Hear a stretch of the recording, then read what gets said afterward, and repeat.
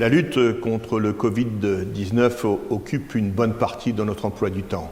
Au centre hospitalier, bien évidemment, où ont été accueillis d'abord les soignants, les personnes âgées de plus de 75 ans et puis les personnes grièvement touchées. Mais également, nous préparons avec les soignants, les médecins, les infirmiers, les services municipaux pour aménager ce qui sera à partir du 15 février le centre de vaccination. Nous sommes prêts. La seule question qui demeure est de savoir si nous aurons en nombre suffisant les doses, les vaccins pour pouvoir vous vacciner.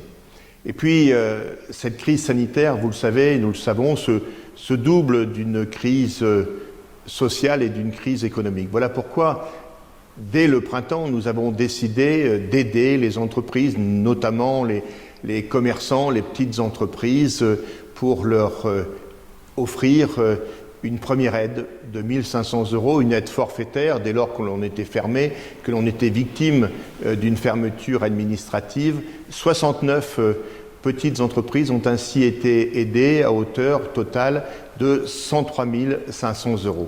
Et puis aujourd'hui, malheureusement, les bars, les restaurants continuent à avoir leur rideau baissé. Ils sont les premiers à souffrir un peu plus que les autres.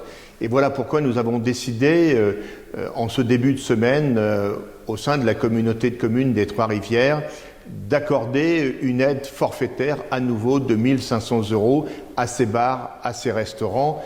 24 sur les Trois-Rivières sont éligibles, ce qui représente un investissement, une aide, une participation, un soutien de 36 000 €.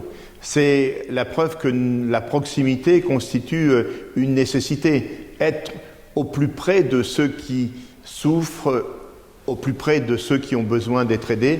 Voilà pourquoi nous avons mis en place pour la vaccination, par exemple, des navettes afin d'assurer de chez soi jusqu'au centre hospitalier le déplacement aller et retour. Oui, cette pandémie nécessite à la fois de la proximité, mais elle demande, ce qui me paraît être une évidence aujourd'hui, encore un peu plus de solidarité.